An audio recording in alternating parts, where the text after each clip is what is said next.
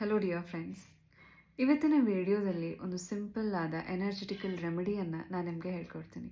ಇದನ್ನು ನೀವು continuously follow ಮಾಡಿದ್ದೇ ಆದರೆ ಪ್ರತಿ ಕ್ಷಣ ನೀವು ಪಾಸಿಟಿವಿಟಿ ಕಡೆ ನಡೀತೀರ. ನಿಮ್ಮ ಎನರ್ಜಿ ಫೀಲ್ಡ್ ಏನಿದೆ, ನಿಮ್ಮ ಆರಾದಲ್ಲಿ ಇರುವಂಥ ಎಲ್ಲ ನೆಗೆಟಿವಿಟಿ ಮಾಯ ಆಗ್ತಾ ಹೋಗುತ್ತೆ.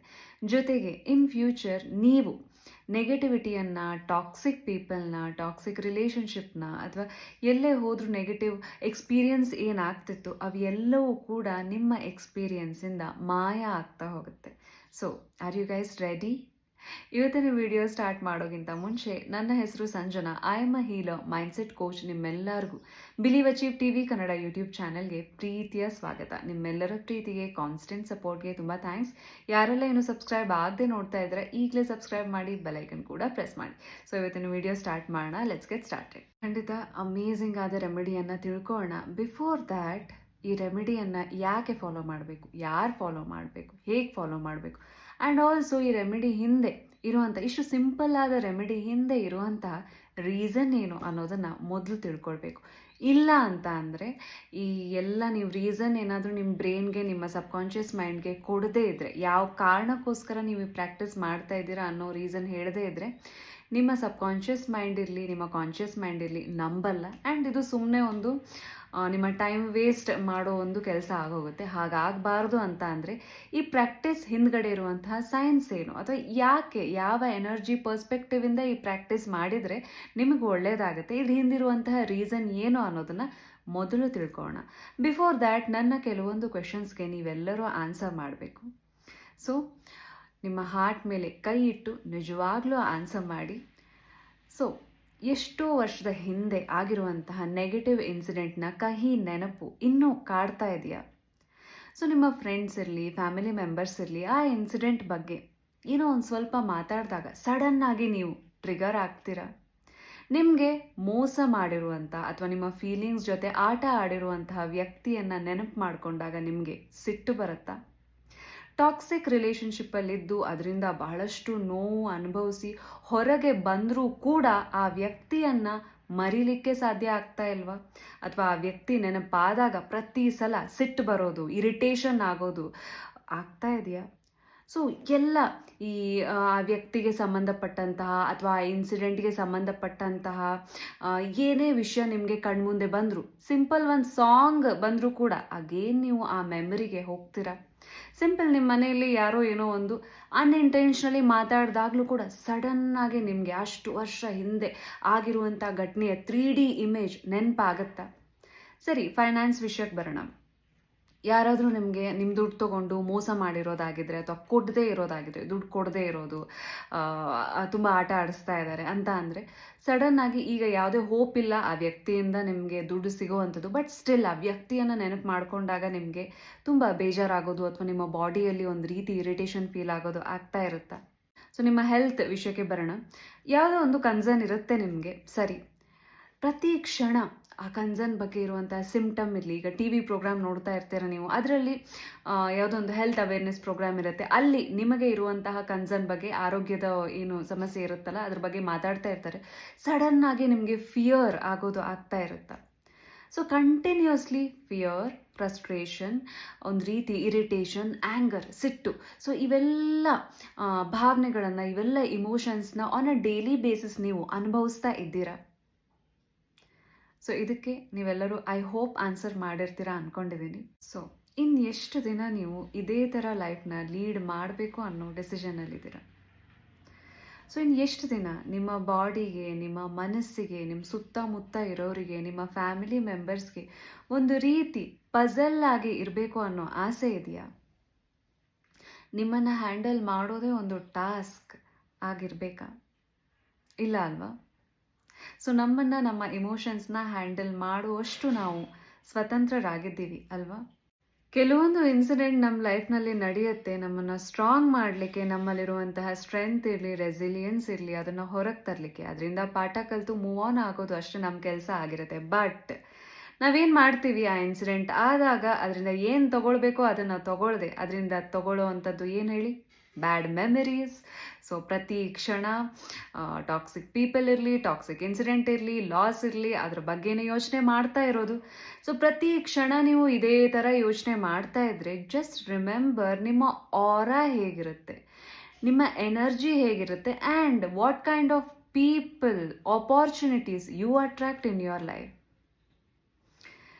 ಸೊ ಪ್ರತಿಯೊಂದು ಸೋಲ್ ಅರ್ತ್ಗೆ, ಭೂಮಿಗೆ ಬರುವಂಥದ್ದು ಒಂದು ಒಳ್ಳೆ ಪಾಠ ಕಲಿತು ಹೋಗಲಿಕ್ಕೆ.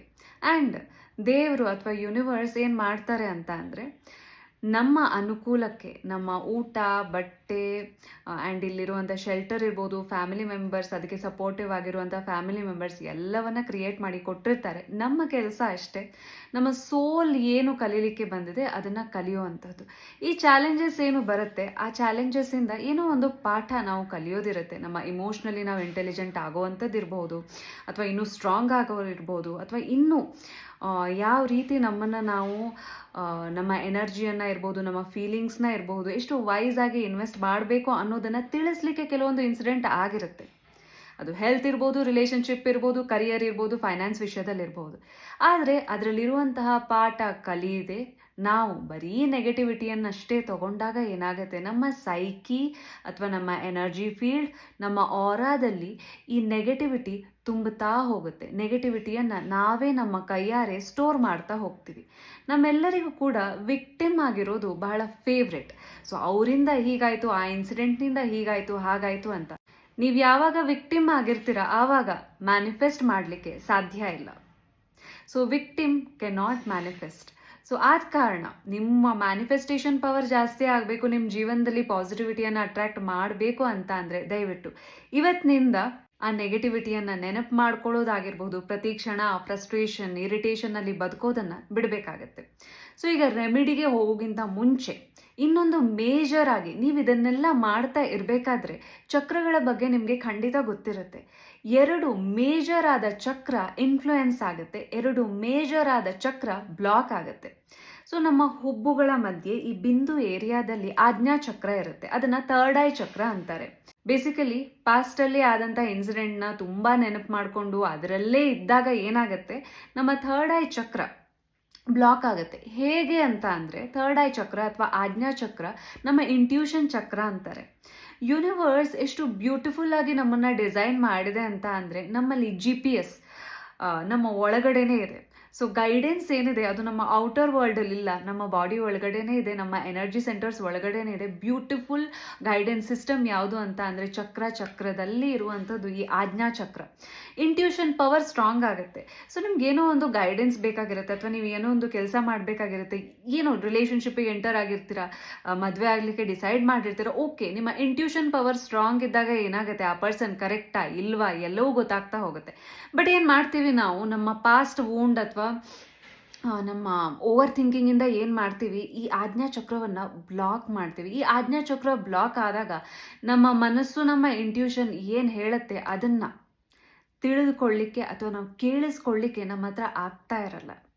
ಸೊ ಅದಾದಮೇಲೆ ನೆಕ್ಸ್ಟ್ ಬ್ಲಾಕ್ ಆಗುವಂತಹ ಚಕ್ರ ಯಾವುದು ಅಂತ ಅಂದರೆ ನಿಮ್ಮ ಹಾರ್ಟ್ ಚಕ್ರ. ಸೊ ಹಾರ್ಟ್ ಚಕ್ರದಲ್ಲಿ ಈ ರಿಸೆಂಟ್ಮೆಂಟ್ ಇರಬಹುದು, ಫಿಯರ್ ಇರಬಹುದು, ಅಥವಾ ಓವರ್ ಅಟ್ಯಾಚ್ಮೆಂಟ್ ಇರಬಹುದು, ಸಿಟ್ಟಿರಬಹುದು, ಬೇಜಾರು, ಇವೆಲ್ಲವನ್ನ ನೀವು ನಿಮ್ಮ ಚಕ್ರಗಳಲ್ಲಿ ಮೇಜರ್ ಆಗಿ ನಿಮ್ಮ ಮನಸ್ಸಿನಲ್ಲಿ ನೀವು ಹೋಲ್ಡ್ ಮಾಡ್ತಿದ್ದೀರಾ ಅಂತ ಅಂದರೆ ನಿಮ್ಮ ಹಾರ್ಟ್ ಚಕ್ರ ಬ್ಲಾಕ್ ಆಗ್ಲಿಕ್ಕೆ ಸ್ಟಾರ್ಟ್ ಆಗುತ್ತೆ. ನಿಮ್ಮ ಹಾರ್ಟ್ ಚಕ್ರ ಬ್ಲಾಕ್ ಆದಾಗ ನೆನ್ಪಿಡಿ, ಈ ಹಾರ್ಟ್ ಚಕ್ರ ಅನ್ನೋದು ಸ್ಪಿರಿಚುವಲ್ ಪ್ಲೇನ್ ಮತ್ತು ಮಟೀರಿಯಲ್ ವರ್ಲ್ಡಿಗೆ ಒಂದು ಬ್ಯಾಲೆನ್ಸ್ ಥರ, ಬ್ರಿಡ್ಜ್ ಥರ. ಸೊ ಈ ನಿಮ್ಮ ಹಾರ್ಟ್ ಚಕ್ರನೇ ಬ್ಲಾಕ್ ಆಗ್ತಾ ಇದೆ ಅಂತ ಅಂದರೆ ಬೇರೆ ನಿಮ್ಮ ಸುತ್ತಮುತ್ತ ಎಷ್ಟೇ ಒಳ್ಳೆಯ ಸಂಬಂಧ ಇದ್ದರೂ ಅವ್ರ ಜೊತೆ ನೀವು ಕನೆಕ್ಟ್ ಆಗ್ಲಿಕ್ಕೆ ಆಗ್ತಾ ಇರಲ್ಲ. ಮೇಜರ್ ಆಗಿ ನಮ್ಮೊಟ್ಟಿಗೆ ನಾವು ಕನೆಕ್ಟ್ ಆಗ್ಲಿಕ್ಕೆ ಆಗ್ತಾ ಇರಲ್ಲ. ಸೆಲ್ಫ್ ಲವ್ವೇ ಇಲ್ಲ, ನಮ್ಗೆ ಏನು ಬೇಕು ಏನು ಬೇಡ ಅನ್ನೋದೇ ನಮಗೆ ಗೊತ್ತಿಲ್ಲ, ನಮ್ಮ ಫೀಲಿಂಗ್ಸ್ ಅರ್ಥನೇ ನಮಗೆ ಆಗ್ತಾ ಇಲ್ಲ ಅಂದಮೇಲೆ you can imagine what kind of relationship we attract.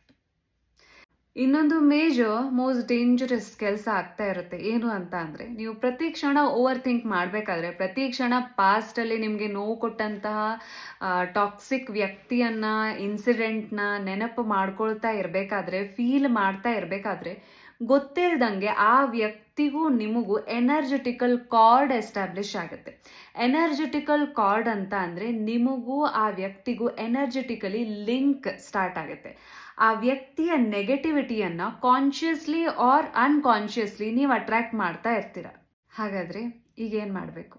So what is the solution ಏನಂತ ಅಂದರೆ, ನಿಮಗೆ ಗೊತ್ತಾಯ್ತು ಈಗ, ಮೇಜರ್ ಆಗಿ ನಾವು ಆ ವ್ಯಕ್ತಿಯನ್ನು, ಆ ಇನ್ಸಿಡೆಂಟ್ನ ನೆನಪು ಮಾಡ್ಕೊಳ್ತಾ ಇರಬೇಕಾದ್ರೆ, ಕೊರಗುತ್ತಾ ಇರಬೇಕಾದ್ರೆ ಅವರಿಗೂ ನಮಗೂ ಕಾರ್ಡ್ ಎಸ್ಟಾಬ್ಲಿಷ್ ಆಗುತ್ತೆ, ಟಾಕ್ಸಿಕ್ ಕಾರ್ಡ್ ಎಸ್ಟಾಬ್ಲಿಷ್, ಜೊತೆಗೆ ಆ ವ್ಯಕ್ತಿಯ ನೆಗೆಟಿವಿಟಿ ಅಟ್ರ್ಯಾಕ್ಟ್ ಮಾಡ್ತಾ ಇರ್ತೀವಿ. ಆ್ಯಂಡ್ ಆಲ್ಸೋ ಇದರಿಂದಾಗಿ ನಮ್ಮ ಥರ್ಡ್ ಐ ಚಕ್ರ ಇರ್ಬೋದು, ನಮ್ಮ ಹಾರ್ಟ್ ಚಕ್ರ ಇಂಬ್ಯಾಲೆನ್ಸ್ ಆಗುತ್ತೆ. ನಮ್ಮ ಆರಾದಲ್ಲಿ ನೆಗೆಟಿವಿಟಿಯನ್ನು ನಾವೇ ಅಟ್ರ್ಯಾಕ್ಟ್ ಮಾಡ್ತೀವಿ, ನಾವೇ ಸ್ಟೋರ್ ಮಾಡ್ತಾ ಇರ್ತೀವಿ ಅಂತ. ಈಗ ನಾವೇನು ಮಾಡ್ಬೋದು ಅಂತ ಅಂದರೆ, ಈ ಕಾರ್ಡ್ ಏನು ಎಸ್ಟಾಬ್ಲಿಷ್ ಆಗಿರುತ್ತೆ, ಆ ವ್ಯಕ್ತಿಯನ್ನು ನೀವು ಜಸ್ಟ್ ನೆನಪು ಮಾಡ್ಕೊಳ್ತಾ ಇರ್ತೀರಾ, ಅಥವಾ ರೈಟ್ ನಾವು ನೀವು ನೆನಪು ಮಾಡ್ಕೊಳ್ಬಹುದು. ನಿಮಗೆ ತುಂಬ ನೋವು ಕೊಟ್ಟಿರುವಂತಹ ಟಾಕ್ಸಿಕ್ ವ್ಯಕ್ತಿ ಅಥವಾ ಟಾಕ್ಸಿಕ್ ಇನ್ಸಿಡೆಂಟ್, ಅಥವಾ ಏನೋ ಒಂದು ಫೈನಾನ್ಸ್ ವಿಷಯದಲ್ಲಿ ನಿಮಗಾಗಿರುವಂತಹ ನಷ್ಟ ಇರಬಹುದು, ಅಥವಾ ನಿಮ್ಮ ಹೆಲ್ತ್ ವಿಷಯದಲ್ಲಿ ರೈಟ್ ನಾವು ನೀವೀಗ ಅನುಭವಿಸ್ತಾ ಇರುವಂತಹ ಯಾವ ಕನ್ಸರ್ನ್, ಅದ್ರ ಬಗ್ಗೆ ಫಿಯರ್ ಏನಿದೆ ಅದನ್ನು ಜಸ್ಟ್ ನೆನಪು ಮಾಡ್ಕೊಳ್ಳಿ.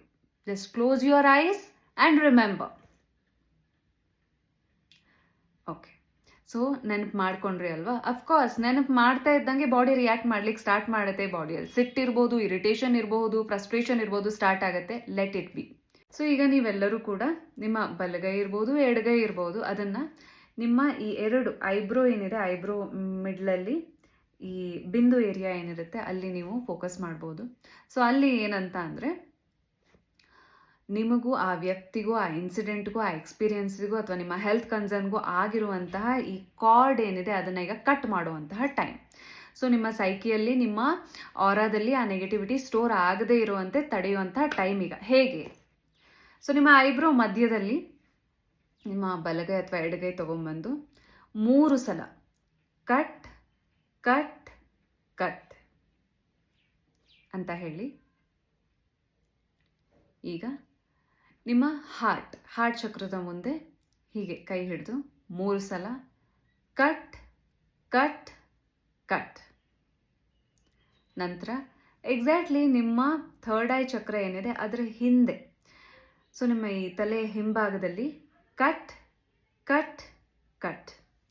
ಈ ಥರ ಪ್ರತಿ ಸಲ ನಿಮಗೆ ಏನು ನೆನಪಾಗ್ತಾ ಇದೆ, ನೆಗೆಟಿವಿಟಿ ನೆನಪಾಗ್ತಾ ಇರಲಿ, ಅಥವಾ ನೆಗೆಟಿವ್ ಇನ್ಸಿಡೆಂಟ್ನ ಕಹಿ ನೆನಪಾಗ್ತಾ ಇರಲಿ, ಎನಿಥಿಂಗ್ ನೆಗೆಟಿವ್ ನೀವು ಫೀಲ್ ಮಾಡ್ತಾ ಇದ್ದೀರಾ ಅಂತ ಅಂದರೆ ಈ ಎಕ್ಸಸೈಸ್, ಈ ಕಾರ್ಡ್ ಕಟ್ಟಿಂಗ್ ಎಕ್ಸಸೈಸ್ನ ಮಾಡಿ. ಖಂಡಿತವಾಗಿಯೂ you will feel the magic. So ಈ ವಿಡಿಯೋ ಆದಮೇಲೆ ಅಗೇನ್ ಒಂದು 5 ನಿಮಿಷ ಕಣ್ಮುಚ್ಕೊಂಡು ಕುತ್ಕೊಳ್ಳಿ. ಸೊ ನೆನಪು ಮಾಡ್ಕೊಳ್ಳಿ ಯಾವ ವಿಷಯ ನಿಮ್ಗೆ ಇನ್ನೂ ಕಾಡ್ತಾ ಇದೆ ಅಂತ. ಸೊ ಒಂದು ಸ್ವಲ್ಪ ಹೊತ್ತು ನೆನಪು ಮಾಡ್ಕೊಂಡು ಆದಮೇಲೆ ಕಟ್ ಕಟ್ ಕಟ್ ಅಂತ 3 ಸಲ, ನಿಮ್ಮ ಹಾರ್ಟ್ ಚಕ್ರದ ಮುಂದೆ ಕಟ್ ಕಟ್ ಕಟ್ ಅಂತ 3 ಸಲ. ಆಮೇಲೆ ನಿಮ್ಮ ತಲೆಯ ಹಿಂಭಾಗದಲ್ಲಿ, ನಿಮ್ಮ ಆಜ್ಞಾ ಚಕ್ರದ ಹಿಂಭಾಗದಲ್ಲಿ, ಇಲ್ಲಿ ನಿಮ್ಮ ತಲೆಯ ಹಿಂಭಾಗದಲ್ಲಿ ಅಗೇನ್ ಕಟ್ ಕಟ್ ಕಟ್ 3 ಸಲ ಮಾಡಿ. ಸೊ 3 ಸಲ ನೀವು ಪ್ರಾಕ್ಟೀಸ್ ಮಾಡ್ತಾ ಇದ್ದ ಹಾಗೆ ಸಡನ್ ಆಗಿ ಮತ್ತೆ ಆ ಟಾಕ್ಸಿಕ್ ನಿಮ್ಮ ಆರಾದಲ್ಲಿ ಏನು ಸ್ಟೋರ್ ಆಗ್ತಾ ಇತ್ತು, ಸಡನ್ ಆಗಿ ಆ ಕಾರ್ಡ್ ಏನಿದೆ ಕಟ್ ಆಗ್ತಾ ಹೋಗುತ್ತೆ. ಅಗೇನ್ ನಿಮ್ಮ ಆರಾ, ನಿಮ್ಮ ಎನರ್ಜಿ ಕ್ಲೀನ್ ಆಗ್ತಾ ಹೋಗುತ್ತೆ. ಇದನ್ನು ನೀವು ಯಾವಾಗ ಬೇಕಾದರೂ ಮಾಡಬಹುದು. ಇಫ್ ನೀವು ಯಾರನ್ನೋ ಮೀಟ್ ಆಗ್ತೀರ, ಯಾಕೋ ಎನರ್ಜಿ ಡ್ರೇನ್ ಆದಂಗೆ ಅನಿಸ್ತಾ ಇರುತ್ತೆ, ಅಥವಾ ನೀವು ಹೊರಗಡೆ ಹೋಗ್ತೀರಾ, ಯಾಕೋ ಮೂಡ್ ಸಡನ್ನಾಗಿ ಔಟ್ ಆದಂಗೆ ಅನಿಸ್ತಾ ಇರುತ್ತೆ. ಸೊ ಆವಾಗಲೂ ಅಷ್ಟೇ ಅನ್ಕಾನ್ಷಿಯಸ್ಲಿ, ಗೊತ್ತಿರಲ್ಲ, ನಾವು ಮಾತಾಡಿಯೇ ಅಥವಾ ನೆನಪು ಮಾಡಿಕೊಂಡೇ ಈ ಅನ್ಕಾನ್ಷಿಯಸ್ ಕಾರ್ಡ್, ವಿಷಿಯಸ್ ಕಾರ್ಡ್ ಅಥವಾ ಟಾಕ್ಸಿಕ್ ಕಾರ್ಡ್ ಎಸ್ಟಾಬ್ಲಿಷ್ ಆಗಬೇಕು ಅಂತ ಇಲ್ಲ, ಹೇಗೋ ಆಗ್ಬೋದು. ಆದರೆ ಆ ಟೈಮಲ್ಲಿ ಸಡನ್ನಾಗಿ ನಿಮ್ಮ ಕೆಲಸ ಏನು? ಸೊ ಫೈಂಡ್ ಅ ಸ್ಪೇಸ್, ಎಲ್ಲಿ ನಿಮಗೆ ಪ್ರೈವಸಿ ಇದೆ ಅಲ್ಲಿ ಹೋಗಿ, ನಂತರ ಈ ಕಾರ್ಡ್ ಕಟ್ಟಿಂಗ್ ಎಕ್ಸಸೈಸ್ ಏನಿದೆ, ನಿಮ್ಮ ಆಜ್ಞಾ ಚಕ್ರದ ಮುಂದೆ ಕಟ್ ಕಟ್ ಕಟ್, ನಿಮ್ಮ ಹಾರ್ಟ್ ಚಕ್ರದ ಮುಂದೆ ಕಟ್ ಕಟ್ ಕಟ್, ಆಮೇಲೆ ನಿಮ್ಮ ಏನಿದೆ ನಿಮ್ಮ ತಲೆ ಹಿಂಭಾಗದಲ್ಲಿ ಕಟ್ ಕಟ್ ಕಟ್ ಅಂತ ಹೇಳಿ ಆ ಕಾರ್ಡನ್ನು ಅಲ್ಲೇ ಸ್ಟಾಪ್ ಮಾಡಿ. ಸೊ ಸಡನ್ನಾಗಿ ಯು ಫೀಲ್ ರಿಲ್ಯಾಕ್ಸ್ಡ್. ಸೊ ಎಷ್ಟು ಜನ ಈ ಪ್ರಾಕ್ಟೀಸ್ ಮಾಡಿದ್ರಿ, ನಿಮಗೆ ಹೇಗೆ ಅನಿಸ್ತೋ ಅನ್ನೋದನ್ನು ಖಂಡಿತ ತಿಳಿಸಿ. ಆದಷ್ಟು ನಿಮ್ಮ ಎನರ್ಜಿ, ನಿಮ್ಮ ಫೀಲಿಂಗ್ಸ್, ನಿಮ್ಮ ಥಾಟ್ಸ್ ಎಲ್ಲವನ್ನ ವೈಸ್ಲಿ ಇನ್ವೆಸ್ಟ್ ಮಾಡಿ. ಮನಿಯನ್ನು ನಾವು ಇನ್ವೆಸ್ಟ್ ಮಾಡಬೇಕಾದ್ರೆ 1000 ಸಲ ಯೋಚನೆ ಮಾಡ್ತೀವಿ. ಅದೇ ಥರ ನಿಮ್ಮ ಎನರ್ಜಿ, ನಿಮ್ಮ ಥಾಟ್ಸ್ ಎಲ್ಲವೂ ಕೂಡ ಪಾಸಿಟಿವಿಟಿ ಕಡೆ, ಒಳ್ಳೆಯದ್ರ ಕಡೆನೇ ಹೋಗಿ. ಆ್ಯಂಡ್ ಆಲ್ಸೋ ಈ ಕೊರಗೋದು ಏನಿರ್ಬೋದು, ಈ ಫ್ರಸ್ಟ್ರೇಷನ್ನಲ್ಲಿರೋದು, ಇರಿಟೇಷನ್ನಲ್ಲಿರೋದು, ಐ ಥಿಂಕ್ ಔಟ್‌ಡೇಟೆಡ್ ಅನ್ಸುತ್ತೆ. ಸೊ ನಾವೆಲ್ಲರೂ ಕೂಡ ಮೊಬೈಲೇ ಅಪ್ಡೇಟ್ ಆಗ್ತಾ ಇದೆ. ಮೊಬೈಲೇ 6 ತಿಂಗಳಿಗೆ ಒಂದ್ಸಲ ಅಪ್ಡೇಟ್ ಆಗುತ್ತೆ ಅಂದಮೇಲೆ, ಹೊಸ ಹೊಸ ಮಾಡೆಲ್ ಬರುತ್ತೆ ಅಂದಮೇಲೆ, ನಾವು ಮೈಂಡ್‌ಸೆಟ್ ಕೂಡ ಚೇಂಜ್ ಆಗಲೇಬೇಕು. ಈ ಕೊರಗ್ತಾ ಇರೋದು ವಿಕ್ಟಿಮ್ ಮೈಂಡ್‌ಸೆಟ್ಟಲ್ಲಿ ಇರೋದ್ರಿಂದ be strong, be wise. So ಇವತ್ತಿನ ವಿಡಿಯೋ ಹೇಗೆ ಅನಿಸ್ತು ಅಂತ ಖಂಡಿತ ತಿಳಿಸಿ. ನಿಮ್ಮೆಲ್ಲರಿಗೂ ಒಳ್ಳೆಯದಾಗಲಿ. Thank you so much.